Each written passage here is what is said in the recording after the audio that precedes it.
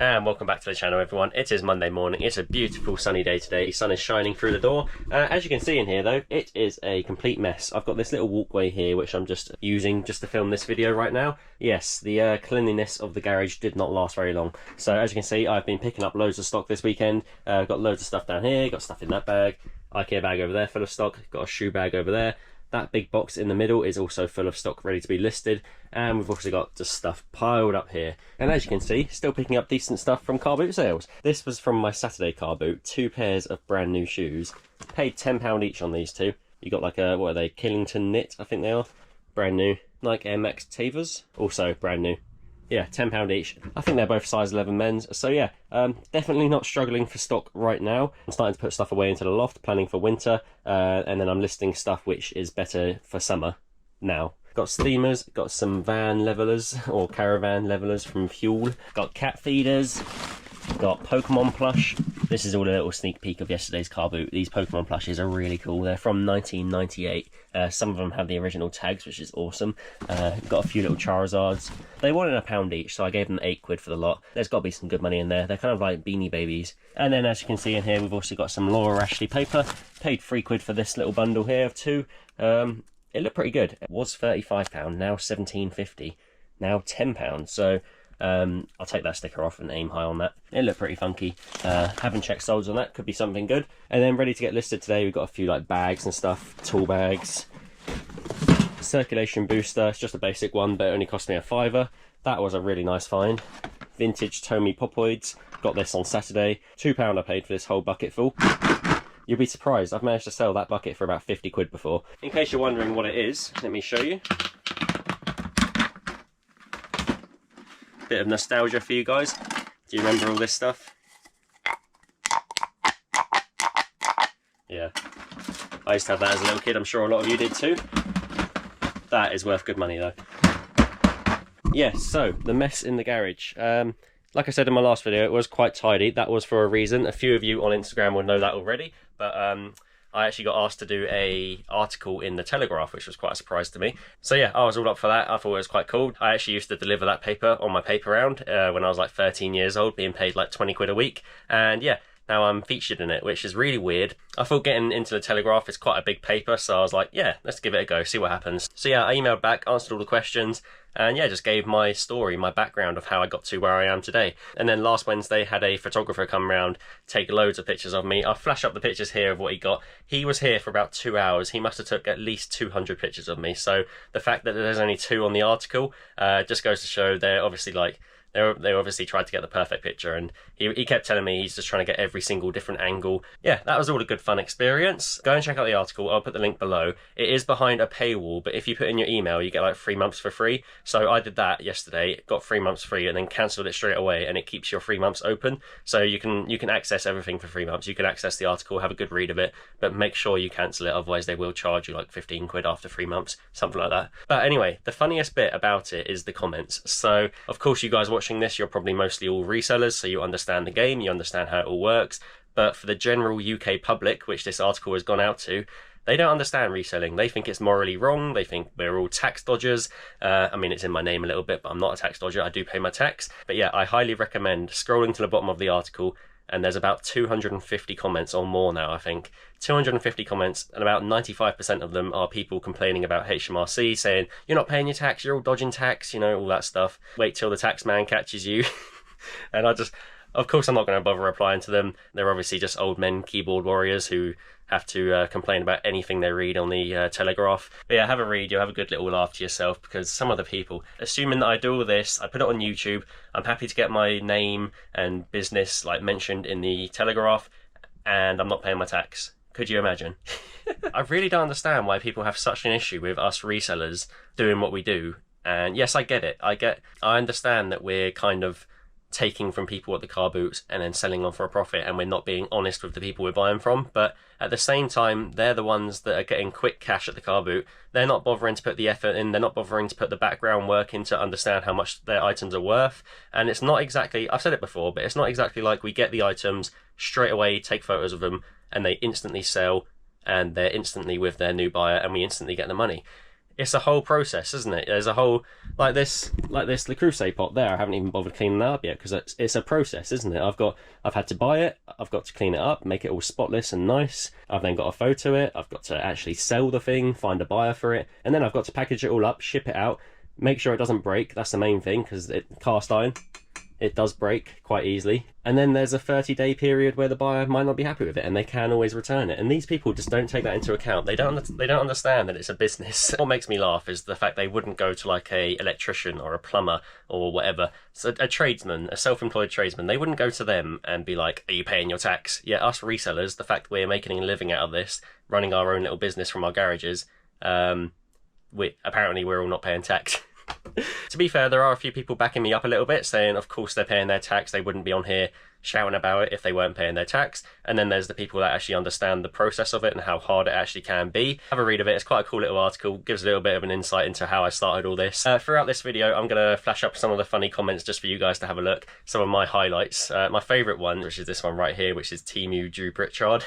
If any of you don't know, Drew Pritchard's the guy on Gold, is it, or Discovery or something like that, and he's like an antiques dealer, like does it professionally, of course, because we haven't got a TV show, us resellers, we're all rookies at the game. Anyway, let's get into the video a little bit more. It's been a very quiet weekend. I've had 6 sales. It's been terrible. No sale day on Saturday, and it's all my fault. I've been putting zero effort in, absolutely zero effort into eBay, and it's just life in general. We're still trying to figure out a routine with Lando and CC and stuff, so yeah, it's obviously taking a hit on the business. Yeah, 6 sales though, it's not great. The good thing is though, I do have so much stock to list. It's just going to take some time to actually tackle it. Oh yeah, one more cool item I wanted to show you guys. This little thing here, paid £1 on Saturday. This is a vintage Oakley, it's some kind of like metal glasses case. This here is actually quite rare. Yeah, paid £1 and it should sell for around 25 quid, maybe even 30. There's quite a few sold in America, so yeah, I'll be aiming high on that one. Really nice little £1 find there.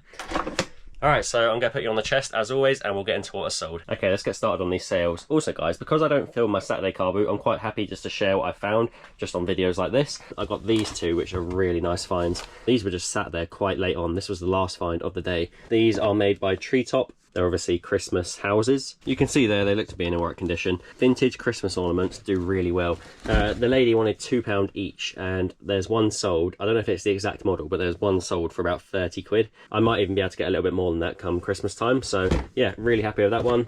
Gives me an extra 2 listings come winter. Yeah, as you can see, it's just really tight and unorganised in here. It doesn't help that we've got CC's birthday present right there. Got her a little, her first little bike. Gonna start giving her cycling lessons soon. Okay, so getting into the sales, we've got 4 pairs of shoes and then 2 random items. So we'll start with these here. In box 1, just this nice pair of Converse moves. They've gone for £46.99, nearly in new condition. £46.99 is really top end for these. I think I showed them in my previous video and actually said that I won't be getting that much for them. Aimed high and they instantly sold, so I guess just got lucky and found the right buyer straight away. So happy days on that.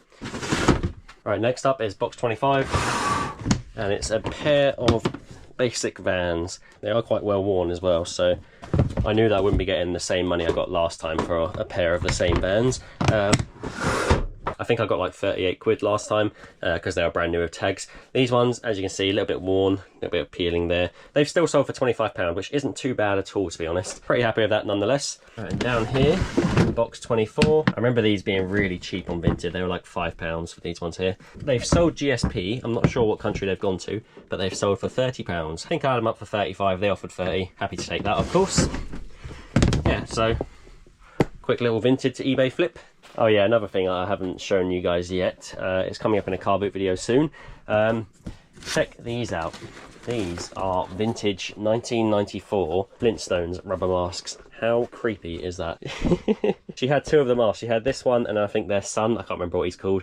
But yeah, I really wanted the masks, but I didn't want the costumes, and she wouldn't let them go without the costumes. So I ended up paying £10 for this whole box. And it turns out that the costumes are actually worth some decent money as well, you know. They're still made by Rubies, which is the same company that actually made the masks back in '94. But obviously the costumes are a bit more modern. I can't remember the wife's name, but yeah, Fred and his wife. I'm pretty sure you can get about 30 quid for the 2 costumes together. So I'm actually quite glad I ended up getting the costumes. And she also gave me this really sturdy box, as you can see, which is always nice as a reseller. Yeah, the next sale is in box 6 up here. Now this one, I think this could hold the record for my largest pair of shoes that I've sold. So these are a really nice like navy blue Rockport trainer. They are actually a size 14.5 UK. So yeah, absolutely massive. I'm pretty sure that's the largest shoe that I've ever sold. I thought these would sell for a lot more because of their unique size. I paid £10 on Vinted ages ago, must have been 6 months ago, and they weren't shifting. I aimed really high at first, they weren't shifting at all, and eventually I ended up dropping the price down to £23.99, and the sale came through yesterday, £23.99. Once everything's all said and done, there's probably like £5 profit in these, unfortunately for me. I had to pounce on them because of the size, and Rockport is a really good brand. Just, unfortunately, maybe the size was a little bit too unique, and there weren't many buyers out there for these shoes. But sometimes you've got to take risks like that. I thought it might pay off, but obviously not. Let me know below what your largest shoe size sale is. There we go, we can have a look at the label there if you can see it. 14.5 UK, Euro 50, and size 15 US. So yeah, big old shoes, big feet, big socks. Let's head over here now. We've got in box 11. I love how quickly the garage goes from the tidiest to the messiest. It doesn't help that I also had my biggest packaging void fill pickup the other day. I picked up like 15 large boxes like this, and then 2 IKEA bags and a Sainsbury's bag full of void fill. So I've had to stick the void fill up there in this box. That's where I keep it, and that is overflowing now. But I couldn't pass it by, you know. It'll either get taken by the recycling men or I have it. So I took what I could whilst I could. Because they leave it out by the bin, it stays dry because it's the summer. When they do it in the winter, it all gets absolutely ruined because of the rain and the cold and stuff. So I got to take it whilst I can. On the weekend, I'm not really in here, so I just dump it in, just like all the stock. I just dump it in the garage and don't focus on it at all until Monday morning, and then we have a nice task on our hands to tidy it all and be more organised, which I'm working on. And it all comes down to listing, really. Once stuff's listed, it then gets put away in boxes. It's then tidy. But if I'm not listing, then of course it's not organised, it's not tidy. Got this little, I think it's army issued, military issued. It's a Camelback sort of thing, but it's not obviously the brand Camelback. It's a Rider 3 litre hydration pack. Paid £5 I think at the car boot. That one there sold for £17. It's brand new, unused. At the time when I first picked it up, I searched eBay beforehand, and I'm pretty sure I saw it sold for like 30 quid. That's why I picked it up. If I knew it would sell for only 17, I probably would have left it behind. Yeah, it took quite a while to sell, but eventually got it gone. At the same time I picked that up, I picked up this genuine army Camelback. That's been in the VEF pile for so long, so that will be getting listed probably today. This one, because it's branded, it should sell for around 25 to 30 quid. And finally, guys, the last of the sales of the weekend. This has been my quietest weekend since, oh god, probably since I've been full-time. Which isn't really setting a good example after someone that's just had an article about reselling full-time in the Telegraph. But whatever, life's just a bit mad right now, as you can imagine. We sold the other angle poise lamp. Here we go. So the first one, and quick shout out to Darren, because you bought the other lamp of these. I hope you're enjoying that, and thank you again for that really nice positive feedback.